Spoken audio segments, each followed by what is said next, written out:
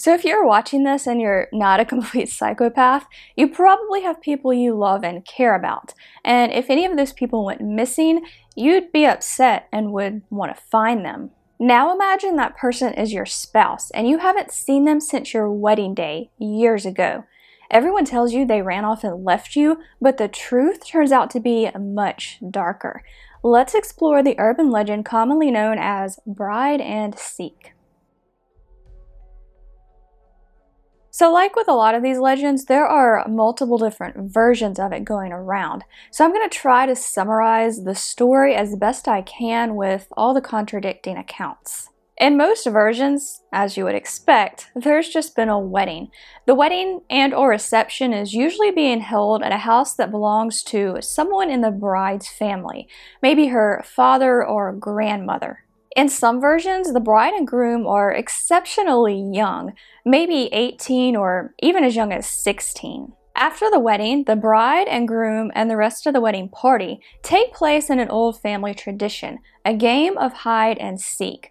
Because the house, or sometimes mansion, is in the bride's family, she knows all the best hiding spots. When the game begins, she goes up to the attic and finds an old steamer trunk belonging to someone in her family, maybe her father or grandfather. Knowing she's found the perfect spot, she climbs in and waits. But something goes wrong. Maybe she hits her head, maybe the lock is rusty and she can't get it back open. Either way, it doesn't take members of the wedding party long to notice she's missing. They look for her everywhere. Well, everywhere except in the trunk.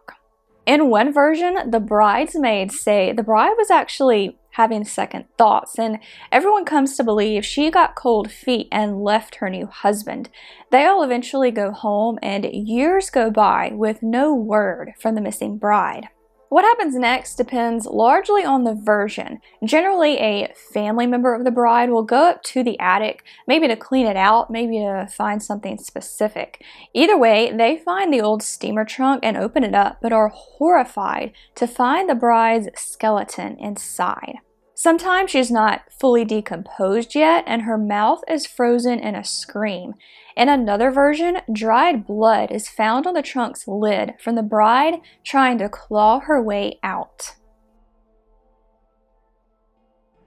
Even though at least one version of this legend takes place in 1975, its origins stretch back at least 200 years.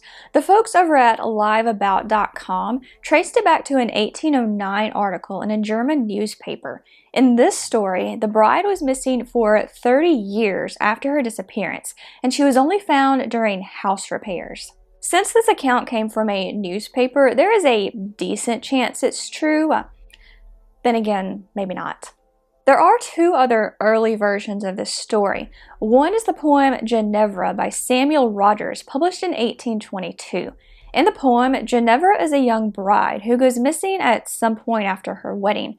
When she isn't there for the wedding feast, everyone gets concerned, but of course, they can never find her. Her body is found 50 years later among old lumber in the gallery. The person who finds her is not named, but the reader knows the body is that of Ginevra because she's wearing a necklace with her name on it. Rogers reportedly claimed this story is true, but there's no evidence that it really is. But a more well-known version is told in the poem The Mistletoe Bough by Thomas Haynes Bailey. Also known as The Fatal Chest, the poem takes place during the Christmas season and follows a bride who hides because she's tired of dancing at her wedding.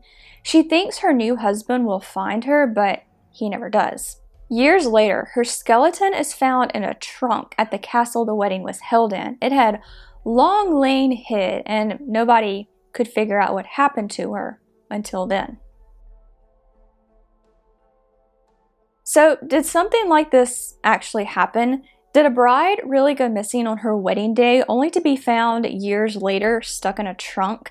Probably not, but there's gotta be a reason why this story is still being told over 2 centuries later. For starters, several versions feature a bride who hits her head or a wedding party that has trouble finding her because they've had too much to drink.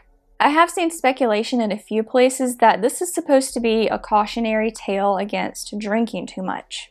Interestingly, in at least one of these versions, the bride and groom are both teenagers, so maybe it's also supposed to warn against underage drinking. It also speaks to the fear of being buried alive, which I've talked all about in a separate video that I will link up here and down below. Even though this isn't technically what happens to the bride, being locked in a trunk like that has got to make you feel extremely claustrophobic, just like being buried alive would. But there's another big fear this story speaks to, the fear of marriage. I've never been married, but from everything I hear, the prospect alone can be terrifying. You're making a promise to stay with the same person for the rest of your life, sometimes when both of you are really young. I wonder if this is why the bride and groom are sometimes teenagers. Maybe it's a cautionary tale against jumping into big life-changing decisions at such a young age. Not necessarily just marriage. In a slightly different vein, the juxtaposition here is pretty shocking. A wedding is supposed to be the happiest day of a woman's life, and presumably a man's too. This story flips that idea on its head and turns what is supposed to be a wonderful day for a woman into her last. And there are plenty of other wedding-related urban legends that play on similar fears. In one, a couple is taking wedding photos in a botanical garden when the woman is bitten by a rattlesnake and dies. In another, a newlywed woman goes missing on her honeymoon. Years later, she's spotted by a friend of her husband's in a freak show in the Philippines. In some versions, this freak show has a sexual element to it.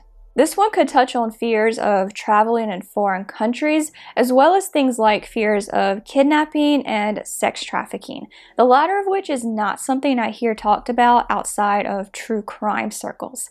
By the way, I do true crime videos on this channel too, if you want to check that out after this video. In another legend, a bride-to-be starts visiting a tanning bed regularly because she doesn't want to be pale for her big day. But she goes so much that she ends up dying from her insides literally being cooked. This one is obviously about the dangers of vanity, though I'm pretty sure something like this isn't actually possible. The last story I have for you isn't quite as dark, but it's pretty amusing. A bride and groom get married as usual. After the ceremony, the groom makes his speech, saying everyone has a wedding gift taped to the bottom of their chairs. When the guests look under their chairs, they find manila envelopes that contain pictures of the new bride and the best man in compromising positions. The groom leaves shortly after this announcement, just long enough to see the shock on everyone's faces. Sometimes in this story, the genders are reversed, and the bride gives out pictures of her new husband and the maid of honor. Occasionally, it takes place at various universities. Why the groom decides to go through with the wedding when he knows his fiancée is cheating on him is beyond me, but like I always say, I'm just the messenger here. So that's all I have for you today on bride and seek and other wedding-related urban legends. I love urban legends and I love researching them and sharing what I come up with you guys. I found this one especially interesting because it takes something that's supposed to be a happy occasion and turns it into something horrifying. If you enjoyed this video, be sure to like and share it. And for more dark content, I hope you'll consider subscribing and hitting that bell. Thanks for watching and have a creepy day. Bye guys.